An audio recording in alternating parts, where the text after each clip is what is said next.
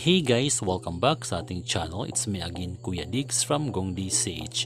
At welcome na naman kayo dito sa ating panibagong tutorial. Kung bago lang kayo sa ating channel mga katropa, ikaw ay mag-subscribe at pindutin mo na rin ang bell button para like ang updated sa mga bago nating videos. So for this video mga katropa ay tuturuan ko po kayo on how to stop people or strangers from sending friend request on Facebook. So let's go!